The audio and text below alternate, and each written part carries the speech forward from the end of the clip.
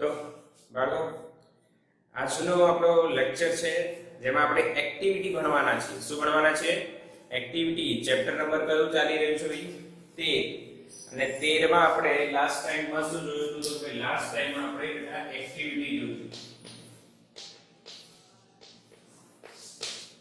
હવે એક્ટિવિટીની મેં તમને ડેફિનેશન આપી હતી. કોને એક્ટિવિટી કહેવાય એની વિશે તમને સમજાવ્યું હતું ફરી, કેમ કે લાસ્ટ લેક્ચરમાં જે કનેક્ટિવિટી ઇશ્યુઝ થયા હતા લાઈવ ક્લાસમાં, એટલે રેકોર્ડિંગ પણ આપણે પૂરેપૂરું લેક્ચર ન થયું, પરંતુ આજે આપણે એક્ટિવિટીને ફરીથી સમજીશું બીકોઝ એ ખૂબ જ ઇમ્પોર્ટન્ટ ટોપિક આપણો છે. તો સ્ટાર્ટ કરીએ બેટા એક્ટિવિટી. એક્ટિવિટીનો મતલબ કે કંઈક કરવું, કંઈક થવું, એને આપણે એક્ટિવિટી કહીએ છીએ. અત્યારે હું તમને ભણાવી રહ્યો છું એ એક એક્ટિવિટી છે.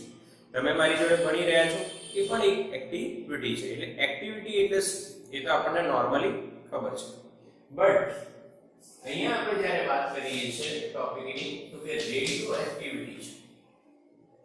શું એક્ટિવિટી છે બેટા? Radio activity. હવે આની શોધ ક્યાંથી થઈ, કઈ રીતના થઈ, એ બધી ડિસ્કશન આપણે કરી લાસ્ટ લેક્ચરમાં. બેકવેરલેસ અને એક એક્સપેરિમેન્ટ કરતા હતા અને એક અચાનક જ એક ઘટનાથી એમને જાણવા મળ્યું કે અમુક તત્વો જે અસ્થાયી હોય છે, જે પોતાનામાંથી વિદ્યુત ચુંબકીય તરંગોનું શું કરે છે? ઉત્સર્જન કરે છે. એવું થાય છે. વિદ્યુત ચુંબકીય તરંગો, હા, કઈક તરંગોનું ઉત્સર્જન કરે છે એવું કહી શકાય. પર એ ક્યારે કરે? જ્યારે એ અસ્થાયી હોય. આવું એમને યુરેનિયમ માટે આવું જોયું, આવું એમને અનુભવ કર્યો હતો. અને બીજું હતું પોટેશિયમ સલ્ફેટ. એને કાળા કાગળમાં ચાંદીના ટુકડાઓમાં રાખ્યા, યાદ આવે છે? હા કે ના? સામે ફોટોગ્રાફિક પ્લેટ પડી હતી, એમણે મૂકીને સૂઈ ગયા અને અચાનક જ એ ફોટોગ્રાફિક પ્લેટ પર ડેવલપમેન્ટ થઈ ગયું, એટલે કંઈક તરંગો એના પર આયા, એવું એનો કલર બદલાઈ ગયો. કલર બદલાઈ ગયો એટલે એમને થયું કંઈક આવ્યું. ક્યાંથી આવ્યું? યુરેનિયમ અને પોટેશિયમ સલ્ફેટ માંથી. યસ ઓર નો? હા કે ના? એટલે આ રીતના એમને રેડિયો એક્ટિવિટીની શોધ કરી. ઓકે, હવે આપણે રેડિયો એક્ટિવિટી પહેલા સમજીએ, પછી એક્ટિવિટીનો જે દર છે એ સમજીશું અને એના પછી આપણે વાત કરીશું અર્ધાયુ. ના, એના પહેલા આપણે ચરઘાતાંકીય નિયમ. કયો નિયમ જોઈશું? ચરઘાતાંકીય નિયમ. તો સ્ટાર્ટ કરીએ એક્ટિવિટીની વાત કરીએ બેટા. તો સિમ્પલ વાત કરીએ તો સમયની વાત કરીએ બેટા. યાદ છે ને? સમય અને ન્યુક્લિયસની સંખ્યા. તો સમય શું છે બેટા? તો કે સમય છે t અને અહીંયા ન્યુક્લિયસની સંખ્યા છે n0. સમય થયો t ડેલ્ટા t.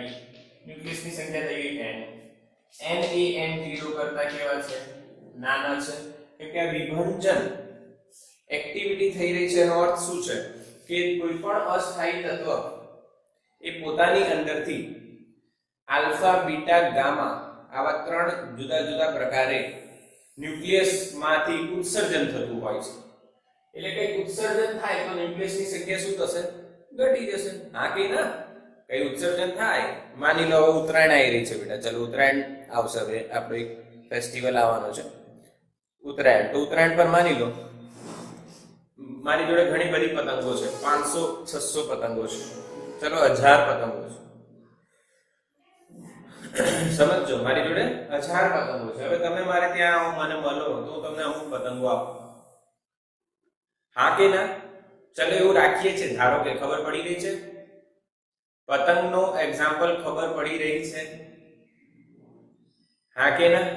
ઉત્તરાયણ છે. કોઈ એક સમયે મારી જોડે ન્યુક્લિયસની સંખ્યા n0 છે. થોડાક સમય પછી એ n થઈ જશે, એટલે ન્યુક્લિયસની સંખ્યા ઘટી રહી છે. એટલે મારી જોડે ન્યુક્લિયસની જગ્યાએ તમારે મારવાનું પતંગો. મારી જોડે 1000 પતંગો છે. હા, મારી જોડે 1000 પતંગો છે. તમે મને મળો છો, હું તમને થોડીક પતંગો આપું છું. તો બચી કેટલી? n. બચી કેટલી? થોડા સમય પછી કેટલી થઈ ગઈ? n. ક્લિયર? ન્યુક્લિયસની સંખ્યા ક્લિયર? હા કે ના? યસ ઓર નો મેસેજ કરો. યસ ઓર નો બેટા મેસેજ કરો ફટાફટ. પહેલા n0 પછી n, તો ફેરફાર કેટલો થયો? ન્યુક્લિયસની સંખ્યામાં થતો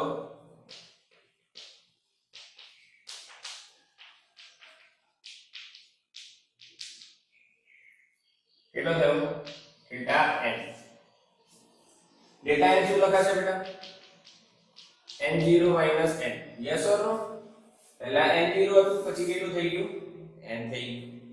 હવે જો આપણે એવું કહીએ કે ન્યુક્લિયસની સંખ્યામાં જે ફેરફાર થતો હોય ડેલ્ટા t સમયમાં, સમયગાળો કેટલો થયો બેટા અહીંયા ડેલ્ટા t સમયગાળો થયો ડેલ્ટા t. ન્યુક્લિયસની સંખ્યામાં ફેરફાર કેટલો થયો ડેલ્ટા n. તો delta n by delta t એક કોઈક વસ્તુ પર આધાર રાખે છે. તો શેના પર આધાર રાખે છે? તો ભાઈ t સમય, કોઈ બી સમય ન્યુક્લિયસની સંખ્યા પર આધાર રાખે છે. કોના પર આધાર રાખે છે? ન્યુક્લિયસની સંખ્યા પર આધાર રાખે છે. આ વાત ગળે ઉતરે છે? એક એક્ઝામ્પલ આપો. ચાલો સમજીએ. સિમ્પલ એક્ઝામ્પલ આપીશ, એકદમ ઈઝી, તમને સમજાઈ જશે. જો મારી જોડે 1000 પતંગો હતી. તમે અલગ અલગ વિદ્યાર્થીઓ મને મળવા આવે તો હું એમને પતંગો આપું છું. માની લો મારી જોડે 400 કે 500 વિદ્યાર્થીઓ છે, તો હું મારી પોતાની 50 કે 100 મને રાખવી હોય તો હું 900 પતંગો આપીશ. હવે મને ખબર છે કે મને 500 વિદ્યાર્થીઓ મળવા આવવાના છે, હા, તો 900 પતંગો આપવાનો છું. તો હું એક ફિક્સ એમાઉન્ટમાં આપીશ, કેમ કે મારી જોડે કેટલી પતંગો છે? 1000 જ. હા કે ના? માની લો 1 2 પતંગો આપો, કોઈને 1 આપો, કોઈને 2 આપો. હા કે ના? બોલો હા કે ના? 100 પતંગો મેં બચાવી લીધી, 900 વધી, 900 મારે આપવાની છે. મને ખબર છે 500 બાળકો આવવાના છે, એટલે હું એક કાં તો અમુકને 2 આપું છું. ખબર પડી? Yes or no? Fast reply fast. ખબર પડે છે બેટા? હા કે ના? યસ, ખબર પડે છે. હવે એક બીજી સિચ્યુએશન લઈએ. સેકન્ડ સિચ્યુએશન વિચારીએ. મારી પાસે 10000 પતંગો છે. સેકન્ડ સિચ્યુએશન, મારી પાસે 10000 પતંગો છે. મારે ચગાવવા માટે મારી જોડે 100 પતંગો જોઈએ. તો કેટલી વધી? 9900. તો બતાવો હવે તમે મારા 500 વિદ્યાર્થીઓ મારી જોડે આવશે તો હું કેટલી પતંગો આપીશ? એક વધી જશે ને? હા કે ના? હા કે ના? તો ન્યુક્લિયસની સંખ્યામાં જે ઘટાડો થઈ રહ્યો છે, કે ન્યુક્લિયસ જે ઉત્સર્જન કરી રહ્યું છે, તત્વ જે ઉત્સર્જન કરી રહ્યું છે, એમાં કેટલો ફેરફાર થશે સમયની સાપેક્ષે, એ તેના ન્યુક્લિયસની સંખ્યા પર આધાર રાખે. યસ ઓર નો? ખબર પડી બેટા? ક્લિયર ને? એક્ઝામ્પલ, પતંગ અને ન્યુક્લિયસ બંને પરથી ખબર પડી ગઈ? સમજણ પડે છે કે નહીં? યસ, ક્લિયર, બધાને ખબર પડી. એટા લોજિક છે. ઓકે. હવે અહીંયા ધ્યાન આપીશું. જો ધ્યાન આપજો. જો ડેલ્ટા ટી ખૂબ જ સૂક્ષ્મ લઈએ તો શું થશે? તો બેટા અહીંયા લખાશે ન્યુક્લિયસનો વિભંજનનો દર.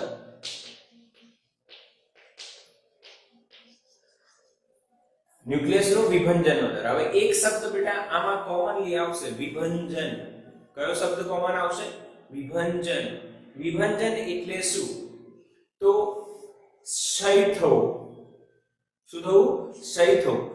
જોડાયેલું હતું અને વિભંજિત થયું. એટલે ન્યુક્લિયસ જ્યારે ઉત્સર્જન, કોઈ બી તત્વ ન્યુક્લિયસનું ઉત્સર્જન કરે છે, અથવા ન્યુક્લિયસનું ઉત્સર્જન ના કરે, આલ્ફા બીટા ગામાનું ઉત્સર્જન કરે, તેના ન્યુક્લિયસની સંખ્યા શું થાય? ઘટે. હું પતંગો 10000 કે 1000 જેટલી બી હતી એટલી મારી જોડે હોય અને હું બધાને આપું તો ન્યુક્લિયસની સંખ્યા જેમ ઘટે છે એમ પતંગની સંખ્યા ઘટશે. એને વિભંજન કહેવાય. ક્લિયર? વિભંજન ક્લિયર બેટા? Yes or no? વિભંજન ક્લિયર છે ને બધાને? યસ. વિભંજન એટલે ન્યુક્લિયસની સંખ્યામાં સમય સાથે શું થાય છે? ઘટાડો. એને વિભંજન કહેવાય. ઓકે, ડેલ્ટા n એ વિભંજન થયા ન્યુક્લિયસોની સંખ્યા છે, વિભજિત ન્યુક્લિયસોની સંખ્યા. આને શું લખી શકાય? વિભજિત ન્યુક્લિયસની સંખ્યા. Yes or no? Yes or નો? વિભજન પામતા ન્યુક્લિયસની સંખ્યા. આટલા ન્યુક્લિયસ જતા રહ્યા. મારી જોડે 1000 પતંગ હતી, મેં 900 આપી દીધી, તો મારી જોડે કેટલી બચી? 100. તો પહેલા n0 હતું, પછી n, તો n0 n એ કેટલી ગઈ એ બની જશે, જેને વિભજિત કહેવાય. શું કહેવાય? વિભજિત. મારી જોડે હતી 1000 પતંગ, બચી 100, તો ગઈ કેટલી? 900. ખબર પડી ગઈ? યસ. હવે વિભજનનો દર શું લખાય છે? ધ્યાન આપજો.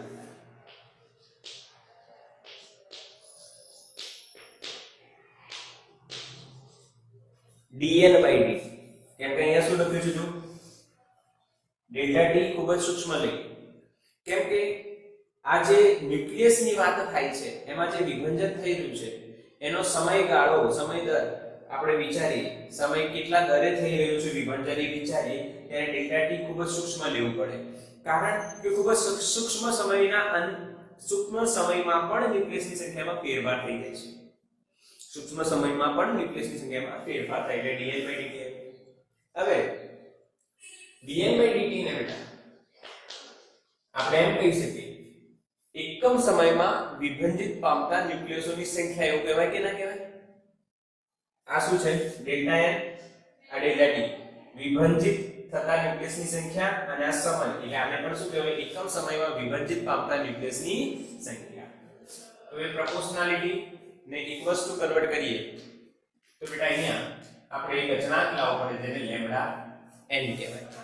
જેને લેમ્બડા, અચળાંકને શું કહેવાય? લેમ્બડા. આગળ શું આવે?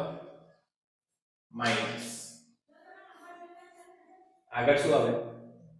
માઈનસ. આગળ શું આવે? માઈનસ. કેમ માઈનસ? બોલો. કેમ માઈનસ? કારણ કે ન્યુક્લિયસની સંખ્યામાં શું થઈ રહ્યો છે? ઘટાડો. વેરી ગુડ ધૈર્ય. ધૈર્યનો આન્સર રાઈટ છે બેટા. અહીંયા ઘટાડો થાય છે. તો લખી શકાય કે ઋણ નિશાની ઘટાડો સૂચવે છે. ઋણ નિશાની શું સૂચવે બેટા? ઘટાડો સૂચવે છે કે કેટલું ઘટી રહ્યું છે, ઘટાડો થઈ રહ્યો છે. Minus lambda n. હવે આની વાત ફરી સમજી લઈએ આપણે એકવાર ફરી સમજી લઈએ. dn/dt એટલે એકમ સમયમાં વિભજન પામતા ન્યુક્લિયસોની સંખ્યા. ક્લિયર? લેમ્બડા અચળાંક છે, n કોઈ પણ સમયે ન્યુક્લિયસની સંખ્યા. કોઈ પણ સમયે ન્યુક્લિયસની સંખ્યા. બોલો ક્લિયર? યસ. હવે લેમ્બડા જે છે એને આપણે ક્ષય અચળાંક કહીએ છીએ. લેમ્બડાને શું કહેવાય બેટા? ક્ષય અચળાંક. લેમ્બડાને શું કહેવાય? ક્ષય અચળાંક. હવે હું તમને બીજી વાત સમજાવું, મારી જ વાત કરી. આ હું છું, બરાબર? એક પર્સન, આ બીજો પર્સન, બંને જોડે 10,000 પતંગો છે. ક્લિયર? પરંતુ આ બંને, માની લો એક વિદ્યાર્થીને 500 વિદ્યાર્થીઓ છે એટલે 20 પતંગો અપાય. આ કે ના 500 વિદ્યાર્થીઓ છે એટલે કેટલી પતંગો અપાય? 20.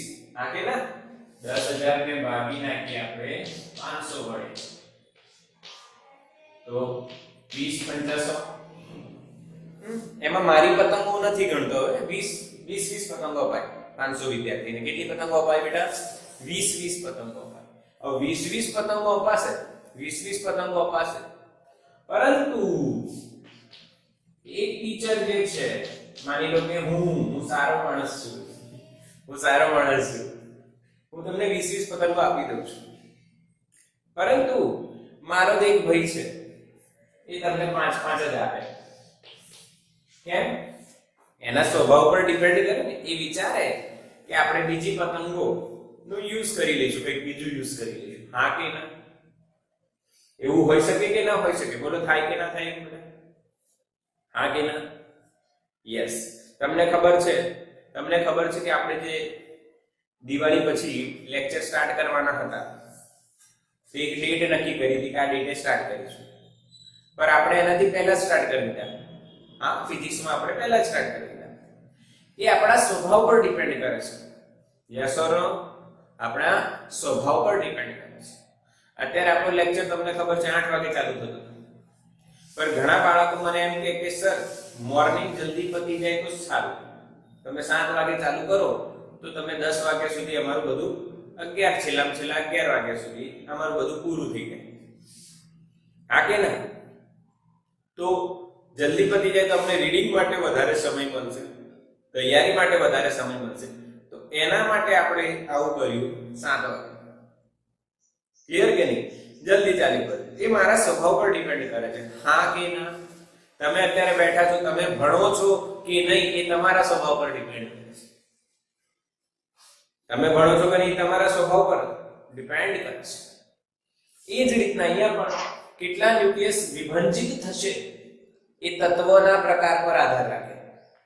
કોઈ વધારે વિભાજન કરે, કોઈ ઓછું વિભાજન કરે, કોઈ વધારે વિભાજન કરે, કોઈ ઓછું વિભાજન કરે. એટલે એના કારણે અહીંયા અચળાંક આવે છે લેમ્ડા, અને લેમ્ડા એ તત્વના પ્રકાર પર આધાર રાખે.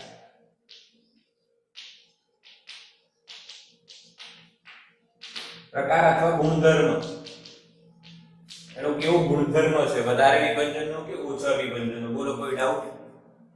ક્લિયર છે બધા? બિલકુલ ક્લિયર રાખજો. dn/dt - lambda n. ક્લિયર છે? ઓકે. હા, હવે વાત કરીએ થોડી લેમ્ડાની.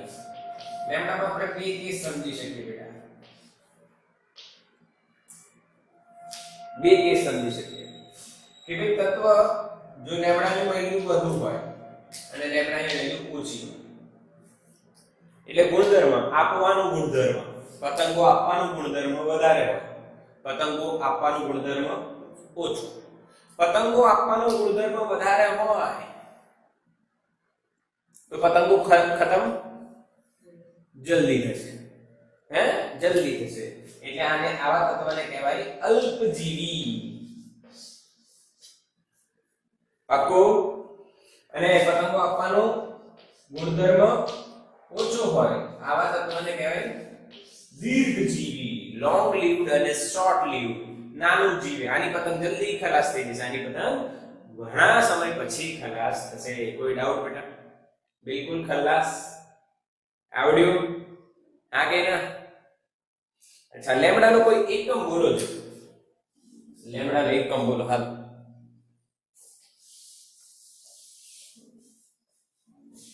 t-1. યસ, લેમ્ડાનો એકમ છે બેટા સેકન્ડ માઈનસ. એટલે હું સમજી ગયો, t-1 બોલે એટલે સેકન્ડ માઈનસ 1. કેમ? તો એકમ ક્યાંથી બન્યું? અહીંથી. આ વિભાજિત પામતા ન્યુક્લિયસની સંખ્યા n એ પણ સંખ્યાનો એકમ ન હોય. આ બેનો એકમ નથી. dt નો એકમ સેકન્ડ પરિચ્છેદમાં છે, તો લેમ્ડાનો એકમ શું થાય? લેમ્ડાનો એકમ બરાબર 1/સેકન્ડ. પારિવારિક સૂત્ર ચલાવવાની જરૂર નથી. બોલો ક્લિયર? યસ ઓર નો? તો આનો સ્ક્રીનશોટ લઈ લો બેટા, સ્ક્રીનશોટ લઈ લો ફટાફટ. ચલો, ક્લિયર? આ સૂત્ર ક્યાંથી આવે? બિલકુલ ક્લિયર થયું. dn/dt બરાબર -લેમ્ડા. હવે આપણે આના પરથી જોવાનું છે શેયનો નિયમ. કયો નિયમ બેટા? શેયનો નિયમ. ઓકે, શેયનો નિયમ શું છે? એટલે મેં તમને એક વાત સમજાવી દઉં, સિમ્પલ લોજિક, કે ભાઈ ક્ષય થવાનો હોય એનો કોઈ નિયમ હોય, ગમે તેમ ક્ષય ન થાય. એ નિયમ કુદરત નક્કી કરે. એ નિયમ કોણ કરે? નક્કી કુદરત. એક સિમ્પલ એક્ઝામ્પલ આપું કે આપણા જીવનકાળની વાત કરીએ તો એ બી કુદરતે જ નક્કી કરેલું છે. હા, એને મેન્ટેન કરવાની જિમ્મેદારી આપણને આપેલી છે. બુદ્ધિ આપણને આપેલી છે, પરંતુ નિયમ તો નક્કી કરેલો કુદરતનો જ છે. ધીરે ધીરે આપણી બોડીમાંથી ઉર્જાનો ક્ષય થતો જશે. બાળપણથી મોટા થઈએ ત્યારે ઉર્જા વધે, પછી સમય પછી અમુક સમયગાળા પછી ઉર્જા ઘટે, એટલે આપણો ક્ષય થઈ રહ્યો છે. પણ કોઈ નિયમ આધારિત થતો હશે. એ જ રીતના ન્યુક્લિયસની સંખ્યા જેમ કોઈ પદાર્થમાંથી કે કોઈ તત્વમાંથી ઘટી રહી છે, તો એનો પણ કોઈ નિયમ હશે જેને ક્ષયનો નિયમ કહે છે. હવે આપણે અહીંયા લખી શકીએ એકમ સમયમાં વિભંજન પામતા ન્યુક્લિયસની સંખ્યા, અથવા તમે એને વિભંજનનો દર કહી શકો, અને જેને એક્ટિવિટી કહેવાય, રેડિયો એક્ટિવિટી. વિભંજનનો દર dn/dt બેટા શું લખાય? -λ. ક્લિયર છે? અહીંયાથી કોપી પેસ્ટ. વિભંજનનો દર એટલે -λ n, dn/dt બરાબર -λ n. બેટા હવે વાત કરીએ આગળ. હવે હું તમને એવું કહું કે ક્ષયનો નિયમ એટલે શું? એક નિયમ હશે, તે ક્ષયના નિયમમાં શું જાણવા મળે? તો એક લોજિક આપું છું, સમજો. પતંગો ક્યાંય છે? પતંગો મારી જોડે અને મારા ભાઈ જોડે 10,000 પતંગો હતી. 500 સ્ટુડન્ટ આવવાના હતા, 20 અમે આપી શકતા હતા. પછી જો એમાં નોંધ કરવામાં આવે કે હું 1 કલાકમાં 100 પતંગો આપી દઉં છું અને મારો ભાઈ 1 કલાકમાં 50 જ પતંગ આપે છે, તો અમુક સમય પછી કેટલી પતંગો બચે છે એના પરથી તમે આપવાનો દર નક્કી કરી શકો. કેટલી પતંગો આપી રહ્યા છે એનો દર નક્કી કરી શકો. હા કે ના? હા કે ના?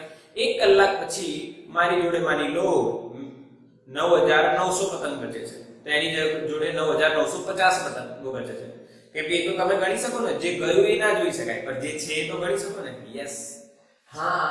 એટલે તમારે વિભંજન થઈ રહ્યું છે, ક્ષય થઈ રહ્યું છે, તો થોડાક સમય પછી કેટલા ન્યુક્લિયસની સંખ્યા બચી, કેટલા ન્યુક્લિયસની સંખ્યા છે, હા રહ્યા, રહ્યા એ જાણી લો, તો કયા નિયમથી ક્ષય થઈ રહ્યો છે ખબર પડી જાય. હા કે ના? ફરી એક એક્ઝામ્પલ આપો. 1000 પતંગો લઈએ. 1000 પતંગો છે, બરાબર? હું છું, મારો ભાઈ છે. તમે કહો છો 1 કલાક પછીની વાત કરો છો. 1 કલાક પછી મારી જોડે 900 પતંગો વધે છે, મારા ભાઈ જોડે 950 છે, તો કોનો ક્ષય વધારે થઈ રહ્યો છે? મારો. Yes, okay.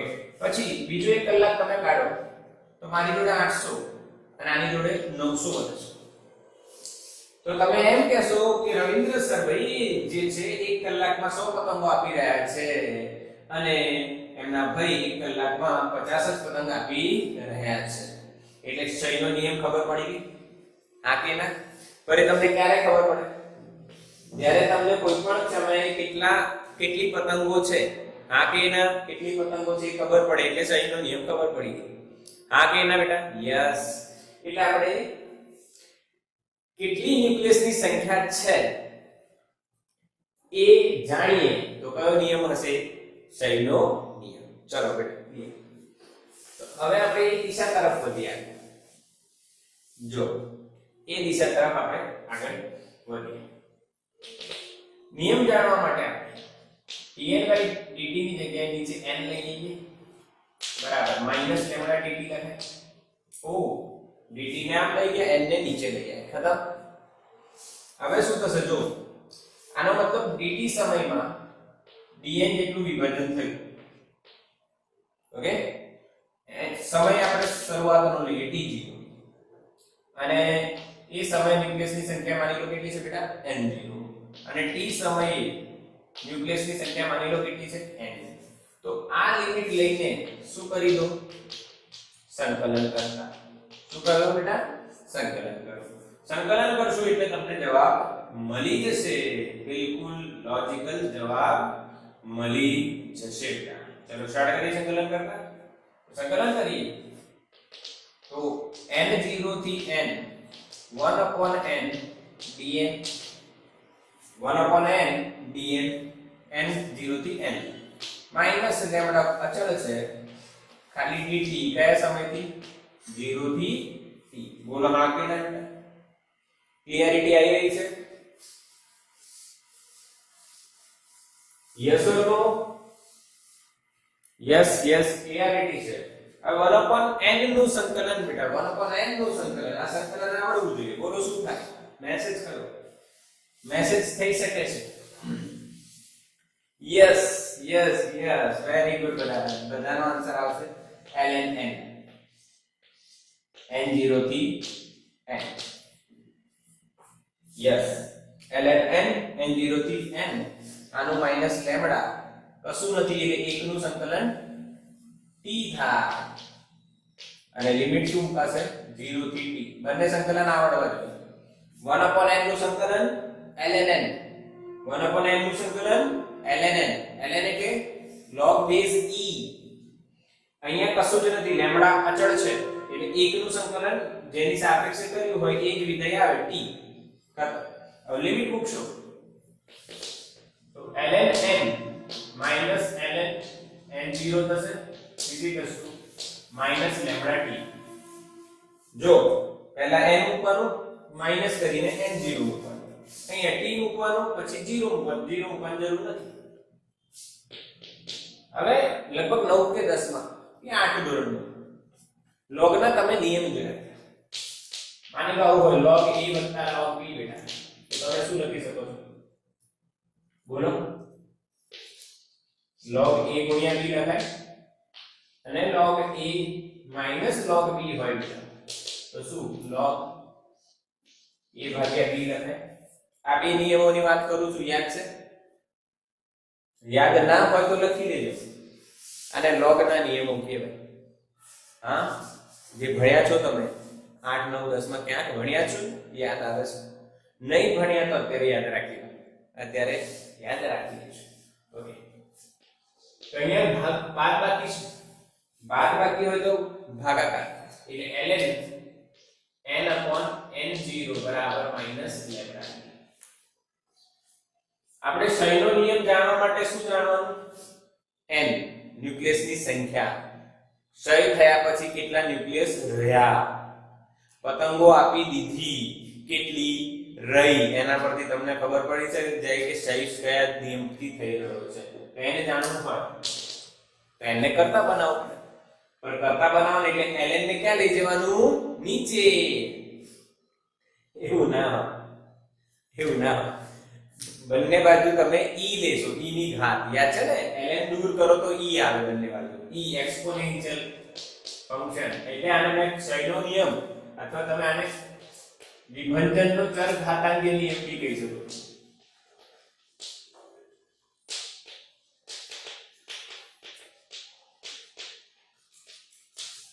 વિભંજનનો કયો નિયમ કહી શકાય ચર ઘાતાંકીય કે ભાઈ આ ચર ઘાતાંકીય વિધેય આવવાનો છે e raise to minus lambda અહીંયા e ની ઘાત અહીંયા e ની ઘાત બંનેને e ની ઘાતમાં લેજો e અને ln કટ થઈ જશે એટલે n upon n n0 હશે અહીંયા e રહી જશે તો બેટા આ બી એક ઇમ્પોર્ટન્ટ રિઝલ્ટ છે અને બીજો ઇમ્પોર્ટન્ટ રિઝલ્ટ અને જે નિયમ છે આપણો e raised to minus lambda t અહીંયા હું એક વસ્તુ એડ કરું n of t ચાલે ને કે n એ t પર આધાર રાખે છે ક્લિયર યસ સર આ છે ક્ષયનો નિયમ આ સૂત્ર કોઈ પણ પદાર્થનું ક્ષય કયા દરે થઈ રહ્યું છે ક્ષયનો નિયમ એ જાણવા માટે આ સૂત્ર ખૂબ જ ઇમ્પોર્ટન્ટ છે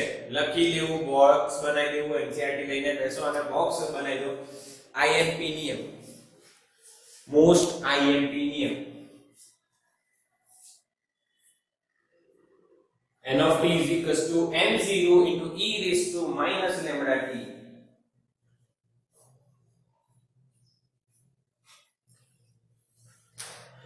clear beta n of t is equals to n0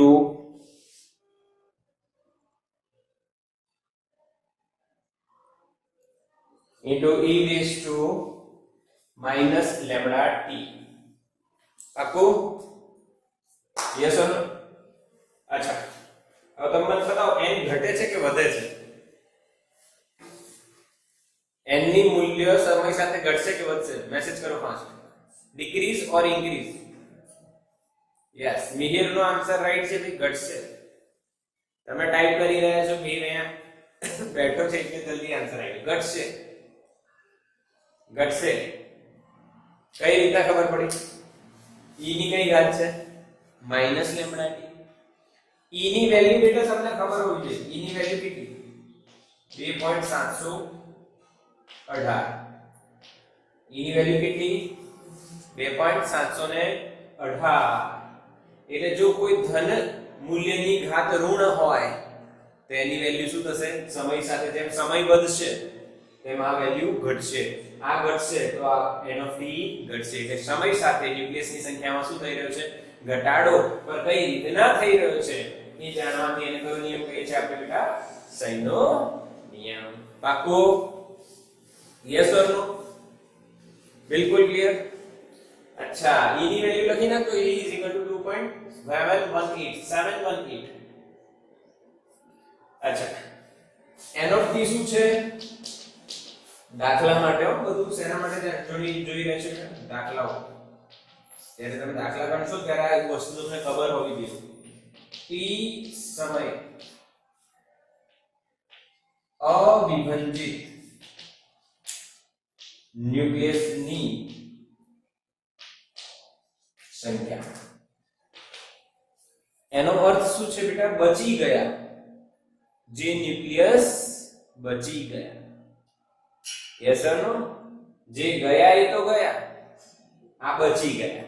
t સમયે આટલા છે અવિભાજિત, વિભાજન ન થયા, બચ્યા. ઓકે, n0 એટલે શું? પ્રારંભમાં ન્યુક્લિયસની સંખ્યા. એટલે પહેલા કેટલી હતી? n0. t સમય લેમ્બડા ક્ષય અચળાંક. આની ઇન્ફોર્મેશન ની કોઈ જરૂરત નથી. t અચ્છા તોય લખી નાખો. લેમ્બડા શું છે? ક્ષય અચળાંક. ક્લિયર દાખલા માટે? ઓકે, આ યાર લખી દીધું હશે, કા નોટ કરી લેજો આને બરાબર. ઓકે ઓકે, હવે એક વાત બીજી કરીએ. હવે ક્ષયનો નિયમ છે તો n of t વિરુદ્ધ t નો આલેખ જે છે એ દોરી શકાય? એ દોરી શકાય?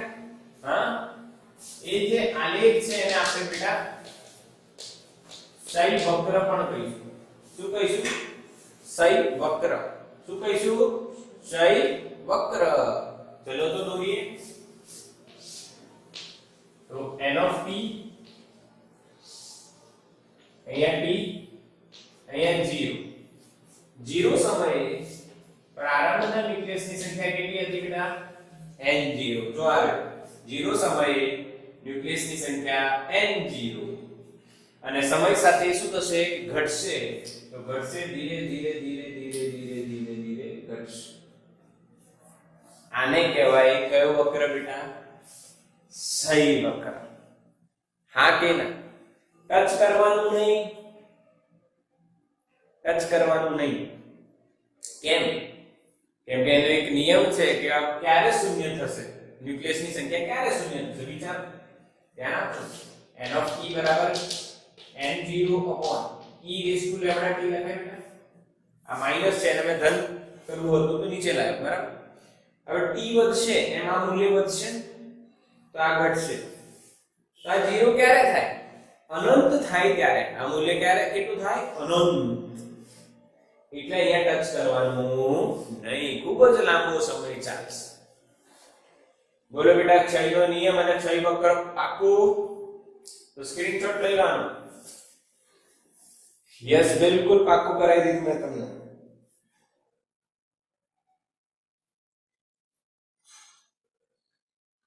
ચલો સ્ક્રીનશોટ લો અને સમજો અને બરાબર. આવો બેટા, dn/dt બરાબર માઈનસ લેમ્ડા n, n એક બાજુ t બીજી બાજુ, સંકલન કરો તમને ક્ષયનો નિયમ અથવા t સમયે અવિભાજિત ન્યુક્લિયસની સંખ્યા એટલે n of t મળી જશે. n0 e raised to minus lambda t અને ક્ષયનો નિયમ કહે છે. ક્લિયર? સ્ક્રીનશોટ થઈ ગયું? ડન બેટા? ડન. अच्छा, ચરઘાતાંકીય નિયમ એટલે ચરઘાતાંકીય વિધેય આવે છે એટલે આપણે એમ કહી શકીએ ભાઈ. અને બીજી વાત કે આ નેચરમાં મોટા ભાગની વસ્તુઓ ક્ષયના નિયમ અનુસાર ઘટી રહી છે.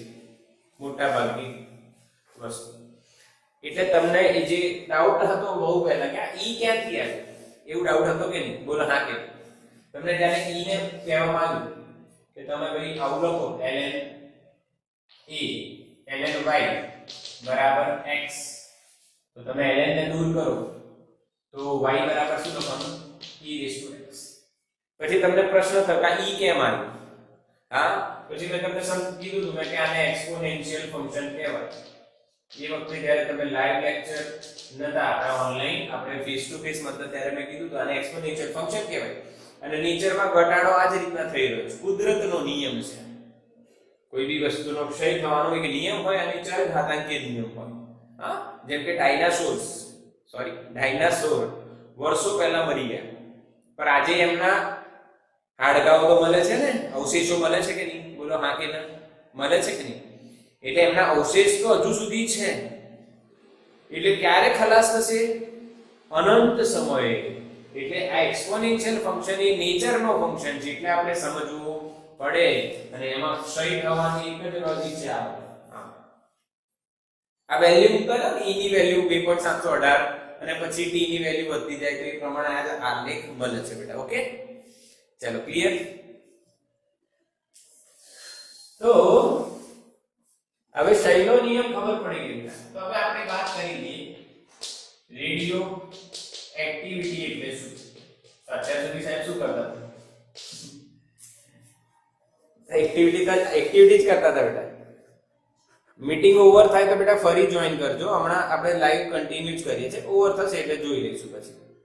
ઓકે, ચલો બેટા, રેડિયો એક્ટિવિટી એટલે શું? તો એક્ટિવિટીની વાત કરીએ. રેડિયો એક્ટિવિટી ખાલી એક્ટિવિટી નામ આપો એટલે વિભાજનનો દર. જેને તમે એવું કહી શકો છો એકમ સમયમાં વિભાજન પામતા ન્યુક્લિયસની સંખ્યા એટલે એક્ટિવિટી. આ કેના બેટા? યસ ઓર નો? એકમ સમયમાં વિભાજિત પામતા ન્યુક્લિયસની સંખ્યા. હવે એક્ટિવિટી એ ધન રાશિ છે. એટલે કેટલો દરે વિભાજન થઈ રહ્યો છે ભાઈ? તો આમાં તમે આપ કહી શકો 5 ન્યુક્લિયસ નું વિભાજન થઈ રહ્યું છે પ્રતિ સેકન્ડ. એટલે જે 5 છે હંમેશા આપણે ધન જ લેતા હોય. ધન જ લેતા હોય. હા કે ના? યસ ઓર નો? હા કે ના બોલો? ફટાફટ બોલો. તમે કોઈ વસ્તુ ઘટી રહી છે એનો દર બોલો છો તો એનો મતલબ તમે એવું બોલો છો ને 5. તમે એમ બોલશો કે ભાઈ સરની જોડે પતંગોની સંખ્યામાં થતો ઘટાડો એ 5 પતંગો પ્રતિ કલાક છે કે 100 પતંગો પ્રતિ કલાક છે. કેમ કે તમે ઘટાડો બોલી રહ્યા છે. અને ઘટાડો બોલી રહ્યા છે એટલે ખબર તો પડી ગઈ ને પહેલા કરતા પછી ઓછી સંખ્યા છે. એટલે હંમેશા ધન રાશિ હોય છે. હવે ધન રાશિમાં અને dn/dt છે આપણી એ તો ઋણ છે. એની આગળ શું મૂકી દો? માઈનસ. તો એક્ટિવિટી થઈ ગઈ. તો એક્ટિવિટી શું લખાય બેટા? બોલો એક્ટિવિટી શું લખાય? r બરાબર માઈનસ dn/dt. બોલો ક્લિયર?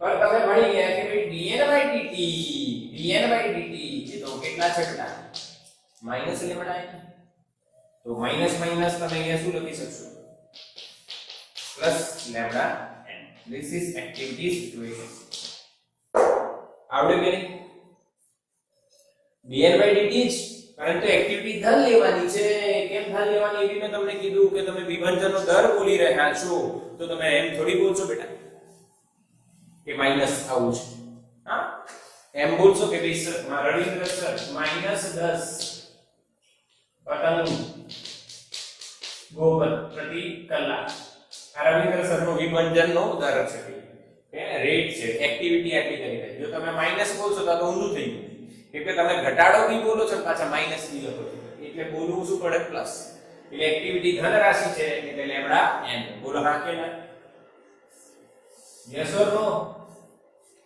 ક્લિયર બેટા અહીંયા આપણે શું કર્યું dn/dt ની જગ્યાએ માઈનસ લેમ્ડા n મૂકી દીધા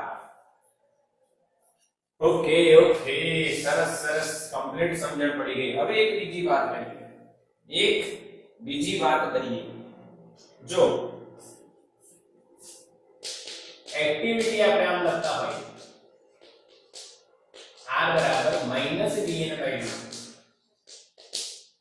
તો માઈનસ d/dt n ની વેલ્યુ શું હતી બેટા n0 e raised to minus lambda t ત્યાર ઘાતાંકીય નિયમ હમણાં જોયું ને અરે હમણાં જોયું n બરાબર શું લખાય n0 e raised to minus lambda t લખાય કે ના લખાય तो भाई विकलन करिए तो माइनस n0 आ रही है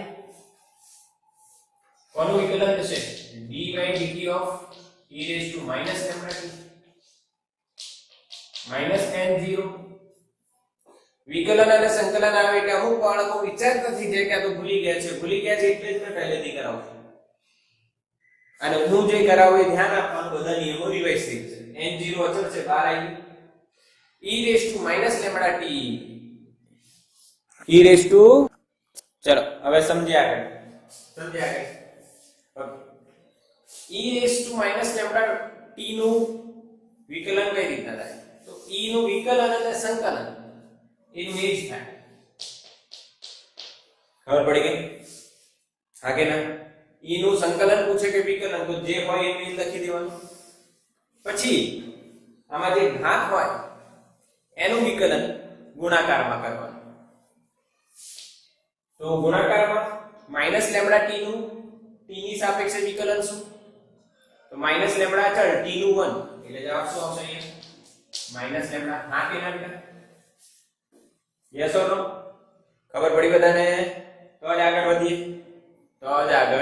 વધીએ ખબર પડી બેટા યસ તો આ એ minus minus plus lambda n not e raised to minus lambda t આ થઈ એક્ટિવિટી નું સૂત્ર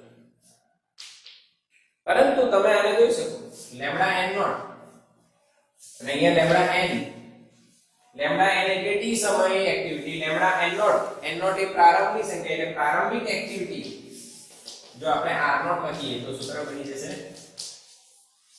જ્યાં r નોટ એ પ્રારંભમાં એક્ટિવિટી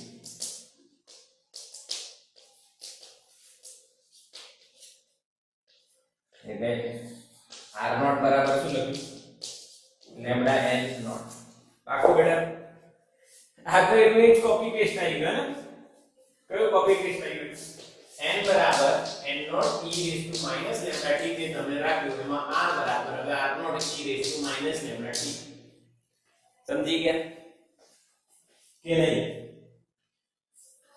હા કે ના બેટા યસ બિલકુલ કોમન તો ભાઈ તમે માની લો કે r નો આલેખ દોરવા માંગતા હોય વિરુદ્ધથી તો a બી આવો જ મળશે પ્રારંભમાં r નોટ પછી આવડી ગયું કોપી પેસ્ટ બંને સેમ ચલો ક્લિયર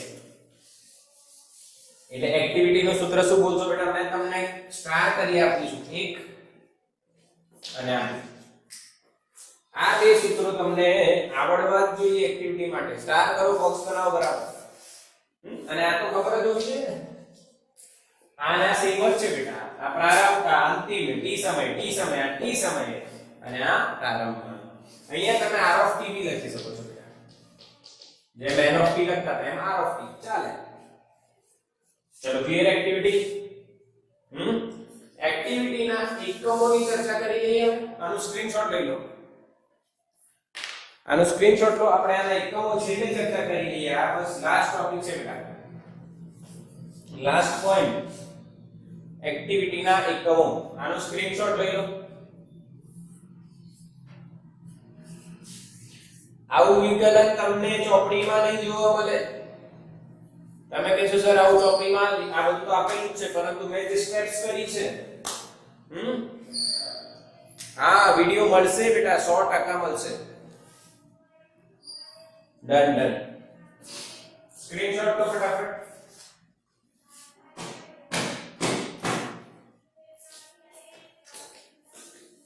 ચલો હવે વાત કરીએ એક્ટિવિટીના એકમોની. કેમ એક્ટિવિટીના એકમની વાત કરવાની ભાઈ? કારણ એક્ટિવિટીના એકમો છે ભાઈ. સરસ.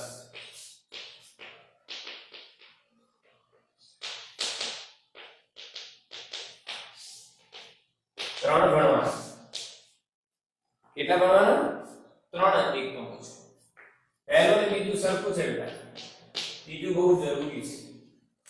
બહુ જરૂરી છે. પહેલું NCERT પ્રમાણે આપણે જોવા જઈએ અને સૂત્ર પ્રમાણેની વાત કરીએ તો r -dn/dt આપણે લખી બેટા. dn એટલે વિભંજન અને નીચે શું છે? સેકન્ડ, સમય. એટલે એકમ સમયમાં વિભંજન થતા ન્યુક્લિયસોની સંખ્યાને વિભંજન પ્રતિ સેકન્ડ કહેવાય. બોલો આવડ્યું કે નહીં? હા. અને એને એક્ટિવિટી કહેવાય. તો એક્ટિવિટી તો એકમ શું? વિભંજન પ્રતિ સેકન્ડ. dn એટલે કેટલા ગયા, dt એટલે સમયગાળા. તો શું આવશે? વિભંજન પ્રતિ second. Yes or no? Yes or no બેટા? ક્લિયર કે નહીં? પહેલો એકમ શું? વિભંજન પ્રતિ સેકન્ડ. વિભંજન પ્રતિ સેકન્ડ. બીજું એક ચાલો એક્ટિવિટીની શોધ કોણે કરી? બેકવેરલે. તો એમની યાદમાં એકમ છે BQ. એકમ છે BQ. યસ ઓર નો? અને તમે ભણ્યા છો ભાઈ ક્યુરી નામ સાંભળ્યું છે? ક્યુરી, રેડિયમ, થોરિયમ આવા તત્વોમાં એક્ટિવિટી એમણે જોઈ. એટલે ક્યુરી પણ આનો એક એકમ છે. તો કેટલા એકમ છે બેટા? 3. ક્યુરી ને લખાય CI, સિમ્બોલ એનો CI. અહીંયા BQ, આનો વિભંજન પર સેકન્ડ. ક્લિયર છે? કેટલાની એકમો છે બેટા? 3. પહેલો તો વિભંજન પર સેકન્ડ, બીજો બેકવેરલ અને ત્રીજો ક્યુરી. હવે પ્રશ્ન એવો આવે બેટા કે આમની વચ્ચે સંબંધ શું? તો સંબંધ જો બેટા, એક બેકવેરલ એટલે એક વિભંજન પ્રતિ સેકન્ડ. સિમ્પલ. એક બેકવેરલ ને વિભંજન પર સેકન્ડ સરખું છે. તો વ્યાખ્યા શું બનશે? જો એક સેકન્ડમાં એક ન્યુક્લિયસનું વિભંજન થતું હોય તો એને એક બેકવેરલ કહેવાય. ખતમ. જો એક સેકન્ડમાં એક ન્યુક્લિયસનું વિભંજન થતું હોય તો એને એક બેકવેરલ કહેવાય. આવડી ગયું કે નહીં? યસ ઓર નો? અચ્છા. ક્યુરી એ મોટો એકમ છે. એટલે 1 ક્યુરી એટલે 3.7 × 10 બેકવેરલ અથવા વિભંજન પર સેકન્ડ. બેકવેરલ ની જગ્યાએ તમે વિભંજન પર સેકન્ડ લખી શકો. તો હવે આની વ્યાખ્યા શું થાય? જો એક સેકન્ડમાં 3.7 × 10 જેટલા ન્યુક્લિયસોનું વિભંજન થતું હોય તો તેની એક્ટિવિટી, અહીંયા પણ એક્ટિવિટી બોલવાનું રહી ગયું પર સમજી જાવ, તેની એક્ટિવિટી 1 ક્યુરી છે એમ કહેવાય. તેની એક્ટિવિટી 1 ક્યુરી છે તેમ કહેવાય. બોલો હા કે ના બેટા? ક્લિયર? યસ. જો બેકવેરલની વ્યાખ્યા, એક સેકન્ડમાં જો એક ન્યુક્લિયસનું વિભંજન થતું હોય તો તેની એક્ટિવિટી 1 બેકવેરલ કહેવાય. ક્યુરીની વ્યાખ્યા, એક સેકન્ડમાં 3.7 × 10 વિભંજન થતા હોય ન્યુક્લિયસ, આટલા ન્યુક્લિયસનું વિભંજન થતું હોય તો એની એક્ટિવિટી એક ક્યુરી છે તેમ કહેવાય. બોલો બેટા, કમ્પ્લીટલી તમારું સેશન જોરદાર રહ્યું કે નહીં? મજા આવી ગઈ? Okay, yes. આનું સ્ક્રીનશોટ લઈ લો અને હોમવર્ક શું રહેશે? તો પહેલી વસ્તુ, અમુક જો તમારી જોડે દર્પણ મોડર્ન કે કોઈ બી રેફરન્સ બુક હોય, ગાઈડ હોય, એમાં પ્રશ્નો આપેલા હોય, તે પ્રશ્નો તૈયાર કરો કે ભાઈ એક્ટિવિટીના એકમો સમજાવો, બરાબર કે નહીં? હા, ક્ષયનો નિયમ સમજાવો, હા કે ને? Yes yes yes. આ લઈ લો, એટલે ગમે તે, પણ આ જે ચાલ્યું એ તૈયાર કરવું ફ્રોમ યોર રેફરન્સ બુક. ચલો બાય.